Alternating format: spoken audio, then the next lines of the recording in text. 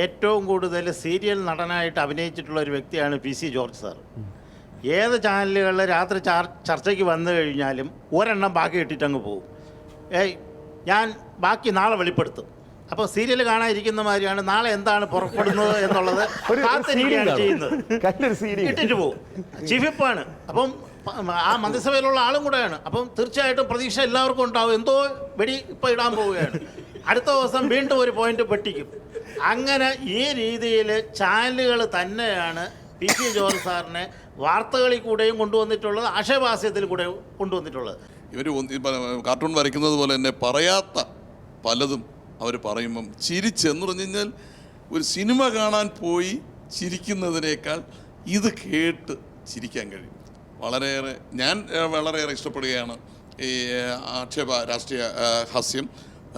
നല്ലത് തന്നെയാണ്. പക്ഷേ ചില സമയങ്ങളിൽ ചില പ്രയാസം തോന്നാറുള്ളത് ചില മുതിർന്ന ഇപ്പോൾ ഉമ്മൻചാണ്ടി മുഖ്യമന്ത്രി വലിച്ചു കീറിക്കളയും, നമ്മുടെ VS അച്യുതാനന്ദൻ വലിച്ചു കീറിക്കളയും. അതൊക്കെ കേൾക്കുമ്പോൾ ഒരു കേരളത്തിൻ്റെ മുഖ്യമന്ത്രിയെ ചോട്ടാ പയ്യൻ, ഞാൻ വിചാരിക്കുന്നത് ഒരു 10-30 വയസ്സായ ഒരു അവതാരകൻ വലിച്ചു കീറുന്ന രീതിയിലുള്ള ഒരു ആക്ഷേപം, അത് എനിക്ക് സ്വാഭാവികമായി വിഷമം തോന്നി. പക്ഷേ ജയലളിതയെ പറഞ്ഞു കഴിഞ്ഞാൽ അവരാരെങ്കിലും ഇവിടെ ഉണ്ടാവുമോ? അത് ചാനൽ കാണത്തില്ല. ഈ മോദിയെക്കുറിച്ച് പറഞ്ഞു കഴിഞ്ഞാൽ ആരെങ്കിലും കാണും ആ ചാനൽ? ഞാൻ വേറെ കേരളത്തിൽ അത്രയും അതിപ്രസരവും സ്വാതന്ത്ര്യവും. രാഷ്ട്രീയഹാസ്യം ഉണ്ടാകണമെന്നുണ്ടെങ്കിൽ ഒരു രാഷ്ട്രീയ നേതാവിൻ്റെ നാക്കിൽ നിന്നും എന്തെങ്കിലും പാഴ്വാക്ക് വീഴണം, എന്തെങ്കിലും അബദ്ധം പറ്റണം. ആ അബദ്ധം പറ്റുമ്പോൾ ആ അബദ്ധത്തെ പിടിച്ചുകൊണ്ട് ഉണ്ടാകുന്ന ഒരു നെഗറ്റീവ് ആയിട്ടുള്ള എന്നുവെച്ചാൽ ദോഷദർശനമല്ല, അതിനകത്ത് ഒരു ഹാസ്യമുണ്ട്. ഈ അബദ്ധത്തിൽ തന്നെ ഒരു ഹാസ്യം ഉണ്ടല്ലോ. അതിൽ നിന്നും വേറൊരു ഹാസ്യത്തിലേക്ക് കാര്യങ്ങൾ കടക്കുമ്പോഴാണ് ജനങ്ങൾ കുറേ സ്വീകാര്യമാവുന്നത്. അതിനകത്ത് ആ ഹാസ്യത്തെ നടന്ന സംഭവത്തെ ഒരു യുക്തിപൂർവമായി കുറച്ചുകൂടി എക്സാജറേറ്റ് ചെയ്യും. അപ്പോൾ അതിനകത്ത് കുറേ കൂടി ഹാസ്യം വരും. അത്തരം ഹാസ്യങ്ങൾ ആവശ്യമാണ്. അതായത് നമ്മുടെ ഉഴവൂർ വിജയൻ സംസാരിക്കുക നല്ല ഒരു 100 ചരിത്രവും സിനിമകളും എല്ലാം നാടകവും എല്ലാം കടന്നു വരും, സിനിമാ പാട്ടും ഒക്കെ പല്ല് വരെ തെറിച്ചു. അതുകൊണ്ട് അപ്പോൾ ഒരു ദിവസം നമ്മുടെ കുമരകത്ത് ഉഴവൂർ വിജയൻ ഇതാ കടന്നു വരുന്നൊക്കെ പറഞ്ഞിട്ട് ഉദയനായിട്ട് വന്നില്ല. അപ്പോൾ പ്രസവമൊക്കെ നിർത്തി കഴിഞ്ഞ് യോഗം തീർന്നപ്പം ഉഴവൂർ വിജയൻ അങ്ങോട്ട് കയറി വന്നു.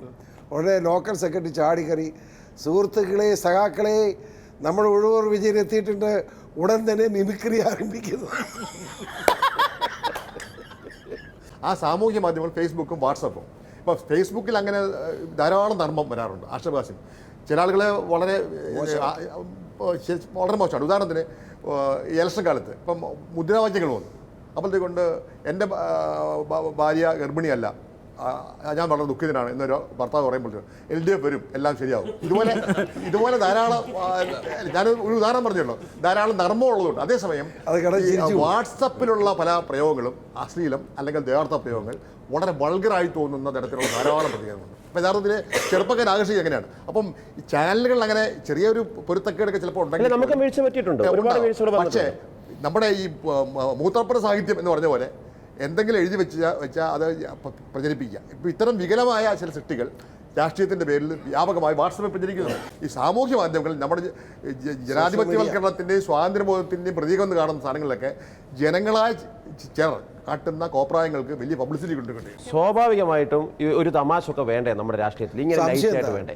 സ്വല്പ തമാശ അല്ല, ഇച്ച അധികം തമാശ വേണം എപ്പോഴും. ഞാൻ ഈ പഴയ കാലത്ത് സിനിമ കാണുമ്പോഴുണ്ടല്ലോ, ഈ വലിയ ഈ മിണ്ടാമേലാത്ത സിനിമകളുണ്ടല്ലോ, അവസാനം ഒരു പാവങ്ങളുടെ വീടും പഞ്ഞും റാന്തലും വല്ല കാര്യമുണ്ടോ? ഇത് നമ്മൾ ജീവിതത്തിൽ കണ്ടുകൊണ്ടിരിക്കുക പാവപ്പെട്ട മനുഷ്യനെ. നമുക്ക് മനസ്സിലൊരു ആയാസവും സന്തോഷം കിട്ടാനാണ് ഈ സിനിമ കാണുന്നത്. അതിനകത്ത് രണ്ടിടിയും ഒരു ഡാൻസും ഒരു തമാശയും ഒക്കെ ഉണ്ടെങ്കിൽ ഒരു കാണാൻ രസമുണ്ട്. അതുകൊണ്ട് രാഷ്ട്രീയത്തിൽ അത് വേണം. അതല്ല എപ്പോഴും മുഖം നിർമ്മിക്കണം. ഇതിന് രാഷ്ട്രീയ വിമർശനങ്ങൾ, ആക്ഷേപഹാസ്യങ്ങൾ തുടരണമെന്നുള്ള ഒരു പൊതുബോധത്തിൽ തന്നെ ഈ ചർച്ച അവസാനിപ്പിക്കുന്നു. അടുത്ത ആഴ്ച മറ്റൊരു വിഷയമായി വീണ്ടും കാണാം. നമസ്കാരം.